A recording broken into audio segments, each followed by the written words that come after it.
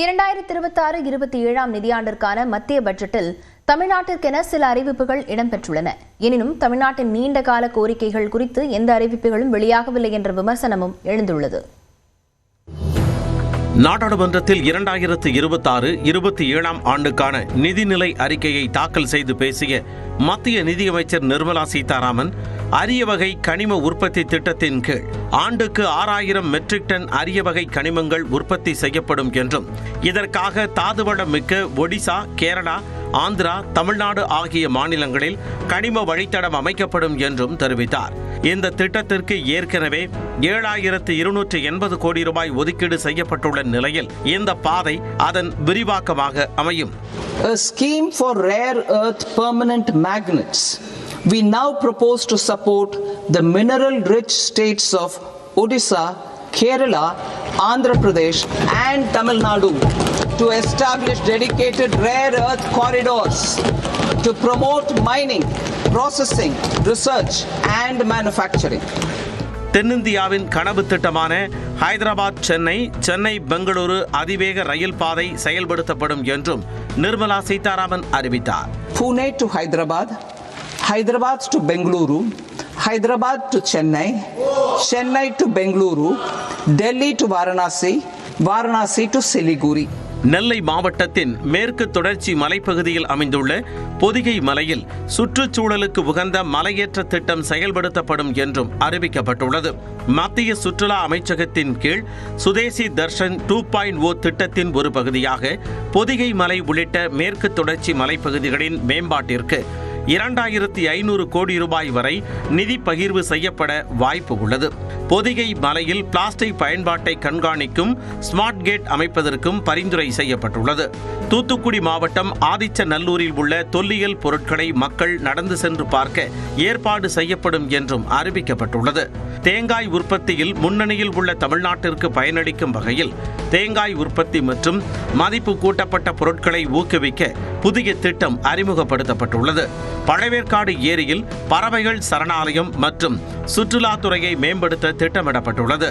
ஒடிசா மாநிலத்தின் தால்சர் முதல் ஆம்பூர் வரை பிரத்யேக உள்நாட்டு நீர்வழிப்பாதை அமைக்கப்படும் என பட்ஜெட்டில் அறிவிக்கப்பட்டுள்ளது. வட மாநிலங்களில் உள்ள கனிம வளங்களையும் ஆம்பூரில் உள்ள உற்பத்தி திறனையும் நேரடியாக இணைப்பதே இத்திட்டத்தின் நோக்கம். மேலும் தோல் மற்றும் காலணிகள் தயாரிப்பதற்கான மூலப்பொருட்களை இறக்குமதி செய்வதற்கான சுங்க வரி குறைக்கப்பட்டுள்ளது. குறிப்பாக ஷூ அப்பர்ஸ் தயாரிப்பிற்கான இறக்குமதி வரி சலுகை விரிவுபடுத்தப்பட்டுள்ளது. தோல் பொருட்களை ஏற்றுமதி செய்வதற்கான கால அவகாசம் 6 மாதத்தில் இருந்து ஓராண்டாக உயர்த்தப்பட்டுள்ளது. தோல் துறையில் சுமார் 22 லட்சம் வேலை வாய்ப்புகளை உருவாக்கும் நோக்கில் போக்கஸ் ப்ராடக்ட் ஸ்கீம் அறிமுகப்படுத்தப்பட்டுள்ளது. கடல் உணவு பதப்படுத்தும் தொழிலுக்கு தேவையான மூலப்பொருட்களை இறக்குமதி செய்வதற்கான வரி விலக்கு வரம்பு 1% இருந்து 3% உயர்த்தப்பட்டுள்ளது. பிரத்யேக பொருளாதார மண்டலம் மற்றும் ஆழ்கடலில் மீன்பிடிக்கும் கப்பல்களுக்கு சுங்க வரி ரத்து செய்யப்பட்டுள்ளது. Indian fishing vessel in exclusive economic zone or on the high seas will be made free of duty.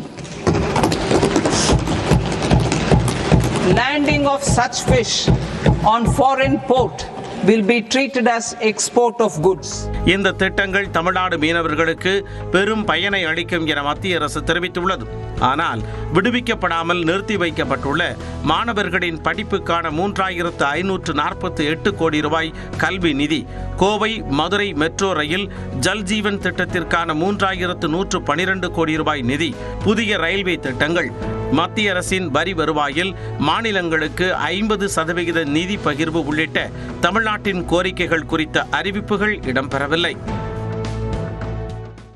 மத்திய பட்ஜெட்டில் இறக்குமதி வரி சலுகையால் அரிய வகை நோய்கள் மற்றும் புற்றுநோய் பாதிப்புக்கான மருந்துகள் விலை குறையவிருக்கும் நிலையில் ஆடம்பர கைகடிகாரம், இறக்குமதி செய்யப்படும் தொலைக்காட்சி பெட்டி, விவசாயத்திற்கு பயன்படும் சில உரங்களின் விலை உயர உள்ளது. மத்திய பட்ஜெட்டில் சுங்கவரி மற்றும் இறக்குமதி வரி விதிப்பில் பல்வேறு மாற்றங்கள் செய்யப்பட்டுள்ளன. இந்த வரி விதிப்பு மாற்றம் வரும் ஏப்ரல் 1ஆம் தேதி முதல் அமலுக்கு வர உள்ளன. இதன் மூலம் 17 வகையான புற்றுநோய் எதிர்ப்பு மருந்துகள் மீதான அடிப்படை சுங்கவரி முழுமையாக நீக்கப்பட்டுள்ளது. இதேபோன்று பிறவி அதீத இன்சுலின் சுரப்பு நோய், பரம்பரை உயர் கொலஸ்ட்ரால், ஆல்பா மானோசிடாசிஸ், முதன்மை நோய் எதிர்ப்பு குறைபாட்டு நோய்கள் உள்ளிட்ட 7 அரிய வகை நோய்களுக்கான மருந்துகளின் இறக்குமதி வரி ரத்து செய்யப்பட்டுள்ளது. மொபைல் போன்கள், டேப்லெட்டுகள் மற்றும் அவற்றின் உதிரி பாகங்கள் தயாரிப்பதற்கான கூறுகளுக்கு வரி குறைக்கப்பட்டதால் அவற்றின் விலை குறையும். வெளிநாட்டிலிருந்து தனிநபர் பயன்பாட்டிற்காக கொண்டுவரப்படும் பொருட்களுக்கான வரி 20% 10% குறைக்கப்பட்டுள்ளது. மைக்ரோவேவ் ஓவன் முக்கிய உதிரி பாகங்களுக்கு வரி விலக்கு அளிக்கப்பட்டுள்ளது. இதனால் மைக்ரோவேவ் ஓவன் விலை குறைய வாய்ப்பு ஏற்பட்டுள்ளது. வெளிநாட்டு சுற்றுலா பேக்கேஜுகள் மற்றும் வெளிநாட்டு கல்விக்கான பண பரிமாற்றத்தின் மீதான TCS வரி 2% குறைக்கப்பட்டுள்ளது. முன்பு இது 5 முதல் 20% வரை இருந்தது. தோல் பொருட்கள் தயாரிப்பிற்கான மூலப்பொருட்கள் மீதான வரி குறைக்கப்பட்டுள்ளது. சோலார் கிளாஸ் மற்றும் பேட்டரி தயாரிப்பிற்கு தேவையான கனிமங்கள் மீதான வரி குறைக்கப்பட்டதால் சோலார் பேனல் விலை குறையலாம். விமான உதிரி பாகங்கள் பராமரிப்பு மற்றும் பழுதுபார்ப்புகளுக்கு வரி சலுகை வழங்கப்பட்டுள்ளது. சில ஆடம்பர பொருட்கள் மற்றும் ஆரோக்கியத்திற்கு தீங்கு விளைவிக்கும் பொருட்கள் மீதான வரிகள் உயர்த்தப்பட்டுள்ளன.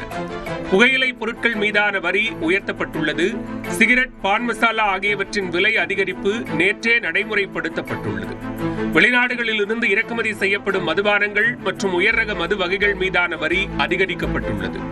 இறக்குமதி செய்யப்படும் ஆடம்பர கைக்கடிகாரங்கள், டிசைனர் ஆடைகள் மற்றும் உயர் ரக ஆபரணங்களுக்கு வரி அதிகரிக்கப்பட்டுள்ளது.